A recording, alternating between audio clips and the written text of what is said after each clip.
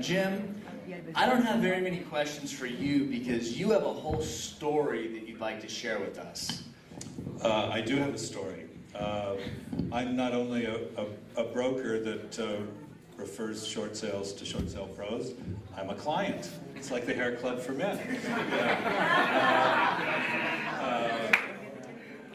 I had the very good fortune of running into short sale pros and Michael at a pivotal moment.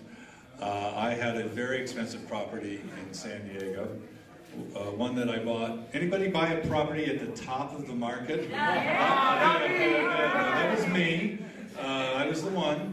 And as we were going through the options to refinance this option arm that we were in, they were getting grimmer and grimmer as the value kept falling and falling. And we watched our 20% of hard money down payment that we'd put into it evaporate.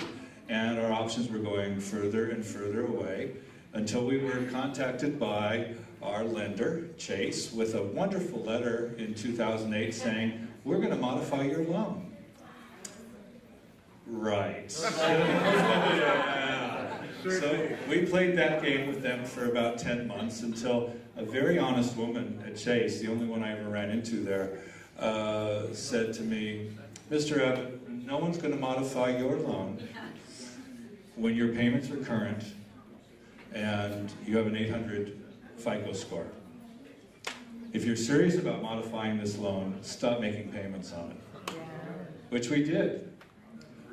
They never did modify the loan. And the long story short here is that we handed this off to Michael. I was doing short sales all day at work and then coming home and doing short sale all night long at home. And I was up to here with short sale. And Michael and his team stepped in. I will never forget, and I got to apologize. I got to give a shout out to Ario and Ariel, my two favorite people. And I apologize for every email that you sent me that I responded to that started with the words, "I am not sending this document," or "I am not giving you any more information." I apologize for all of that because now I understand how hard you work to get these things done. But I will never forget the night. It was December 7th of 2009, after 1 year of dealing with Chase. And our property was going to auction. We had the great fortune to have enough money to go buy a replacement house, and we had moved out. But this property was going to go to a trustee sale. And Ario was on the phone with me in late at night with Chase. And I will never forget the tone of voice of this young man from Chase, whose job I had just saved with my TARP money. You remember TARP? Our tax money that went to prop up these banks and keep them afloat? Well, this young man was proceeding to tell me what a deadbeat I was for not making my mortgage payments. And Ario, I could hear Ario's voice saying, "Jim, please, don't lose it, don't lose it, don't lose it." And by the good graces of some misdialing by me, the next morning we got the sale postponed and ultimately closed that as a short sale. But what I want to leave with the group is that Short Sale Pros doesn't do just the right thing. They do the unexpected thing. And I can't give you the gory details on this. It would take forever. But at every turn where a check had to be written, or nerves had to be calmed, or wounds had to be soothed, these guys were all here to do that, and it made a world of difference. So. And I'm curious, you did do negotiations in-house at your agency downtown.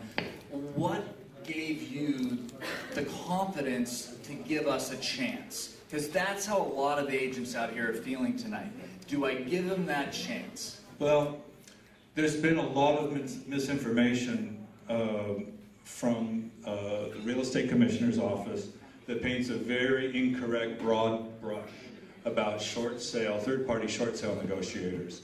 And where the commissioner gets into, finds fault with us as an industry is when the third-party short sale negotiator accepts faulty BPOs from agents and brokers that tend to lower the price. Now, I do not think for one moment that these banks can be taken advantage of.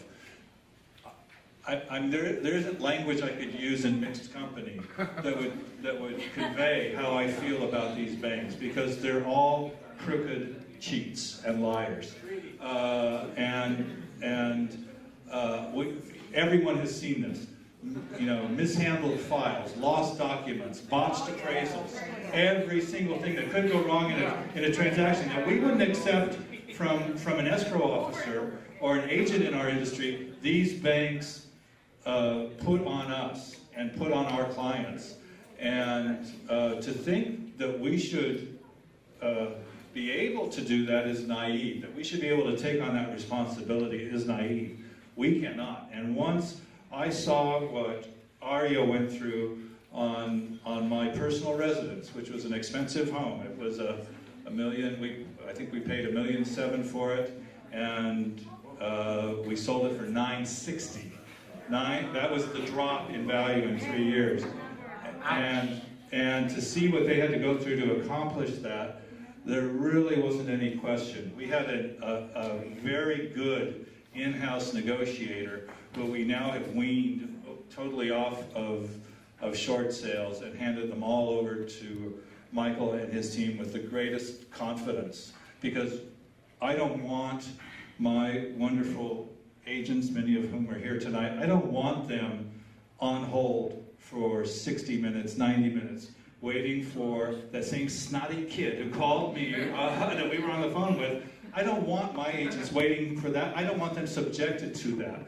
I want them out doing what they do best, which is still a very noble profession, helping people through complicated real estate transactions. So it's the best thing that's happened to us. Wow. You can subject us to that all you want. All you want, because we love handling your short sales as everyone else on the panel. And, you know, being that this was your residence, as well as you being a broker, as well as you managing agents, you really have a unique perspective here.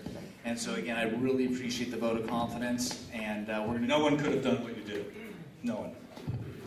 Thank you very much, Jim. I really appreciate it.